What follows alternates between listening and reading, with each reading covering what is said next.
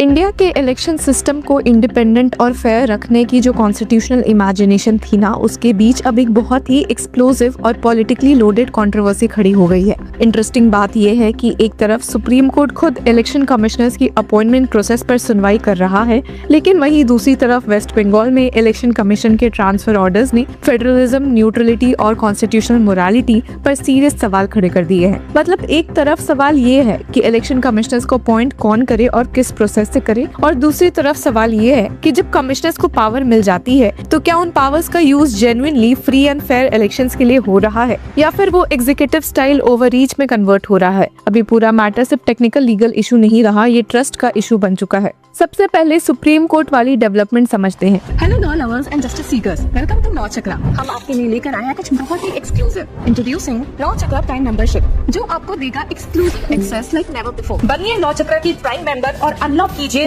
Full potential of legal knowledge. अभी join कीजिए। CJI Suryakant ने उन रिट पिटिशंस को हियर करने से रिक्यूज कर दिया है जो chief election commissioners and other election commissioners act 2023 को चैलेंज कर रही है। ये वही लॉ है जिसमें पार्लियामेंट ने सीजीआई को इलेक्शन कमिश्नर्स अपॉइंटमेंट करने वाली सिलेक्शन कमेटी से हटा दिया था। अब हियरिंग के दौरान कॉन्फ्लिक्ट ऑफ इंटरेस्ट का कंसर्न सामने आया और पिटिशनर्स की तरफ से एडवोकेट प्रशांत भूषण ने सजेस्ट किया कि मैटर किसी और बेंच के सामने जाना चाहिए। उनका स्टेटमेंट था कि probably in my view it will be best if it is sent to a bench which does not have a prospective chief justice. इस पर सीजेआई सूर्यकांत ने खुद कहा भी कि I should mark this matter to a bench where the जज may not be in line to become CJI, then nobody can say anything. और court ने मैटर को अप्रैल 7, 2026 के लिए लिस्ट किया है बिफोर अ सेपरेटली ईयरमार्क्ड बेंच। अब इस नेशनल कंट्रोवर्सी के पैरेलल वेस्ट बंगाल में एक और स्टॉर्म चल रहा है जो प्रैक्टिकल लेवल पर इलेक्शन कमीशन की पावर को यूज को लेकर है। कलकत्ता हाई कोर्ट में एडवोकेट अर्क कुमार नाग ने एक पब्लिक इंटरेस्ट लिटिगेशन फाइल की है challenging a series of transfer orders issued by the election commission of India. Petition के मुताबिक मार्च 15, 16, 17 एंड 18, 2026 के ऑर्डर्स के थ्रू कमीशन ने वेस्ट बंगाल के एडमिनिस्ट्रेटिव और पुलिस मशीनरी में मैसिव रीशफल कर दिया है। अब जहां मैटर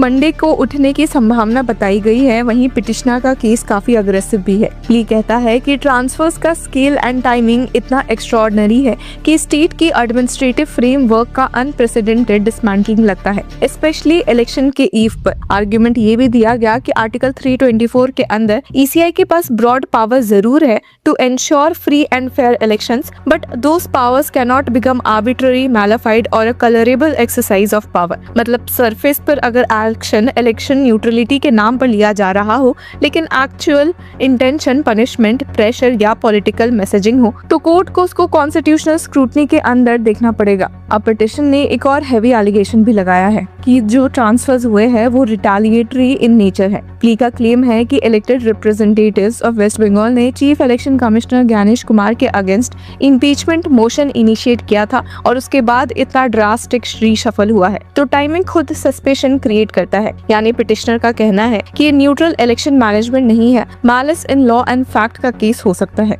अब इस कंट्रोवर्सी का political face CM Mamata Banerjee के स्टेटमेंट्स और लेटर्स में क्लियरली दिख रहा है। उन्होंने चीफ इलेक्शन कमिश्नर को स्ट्रांगली वर्डेड लेटर लिखकर कहा भी है कि I am deeply shocked by the functioning of the election commission of India which in my view has crossed all boundaries of decency and constitutional propriety. ये उनका recent months में 8 letter बताया जा रहा है। उनका एलिगेशन ये भी है कि स्वीपिंग ट्रांसफर्स बिना रीजन डिस्क्लोज किया गया, बिना मिसकंडक्ट के एलिगेशन के और स्टेट गवर्नमेंट के कंसर्न्स को इग्नोर करते हुए किया गया। पॉलिटिकल मैसेजिंग भी काफी शार्प था।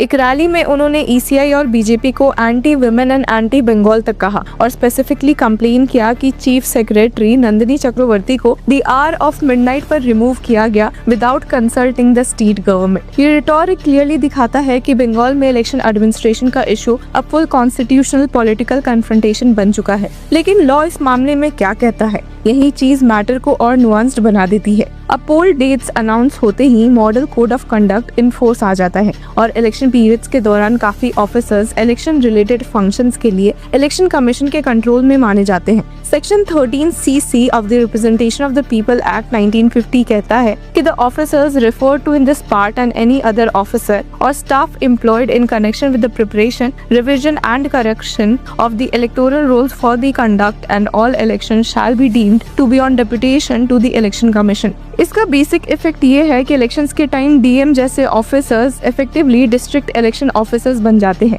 और कमीशन उनके ऊपर कंट्रोल एक्सरसाइज कर सकती है। हिस्टोरिकल प्रैक्टिस में भी ईसीआई ने ट्रांसफर्स किए हैं और 1993 के बाद टीएन सेशन एरा के लिटिगेशन और लेटर सेटलमेंट के कंटेक्स्ट में ये पोजीशन क्लियर हुई थी कि कमीशन डिरेलेक्शन ऑफ ड्यूटी के केसेस में ऑफिसर्स को सस्पेंड या सब्स्टिट्यूट कर सकता है। तो पूरे लॉ के लेवल पर ये नहीं कहा जा सकता कि ईसीआई के पास कोई पावर नहीं है, पावर है और काफी स्ट्रॉन्ग भी है, पर सवाल ये है कि यूज का स्टैंडर्ड क्या होगा। अब पिटिशनर का कहना है कि इतने सीनियर ऑफिसर्स का mass transfer governance vacuum create करता है, पब्लिक एडमिनिस्ट्रेशन को डिस्टर्ब करता है और स्टेट मशीनरी को पैरालाइज करता है। इसलिए इलेक्शन सुपरविजन के नाम पर स्टेट को प्यूनिटिव ट्रीटमेंट देना परमिसिबल नहीं हो सकता। दूसरी तरफ ईसीआई का लाइकली स्टैंड ये होगा कि free, fear free, violence free and inducement free elections ensure करना उनका कॉन्स्टिट्यूशनल ड्यूटी है। अगर ऑफिसर्स की न्यूट्रलिटी पर परसेप्शन इशू हो या लेवल प्लेइंग फील्ड डिस्टर्ब हो तो transfers not only legal but necessary हो सकते हैं।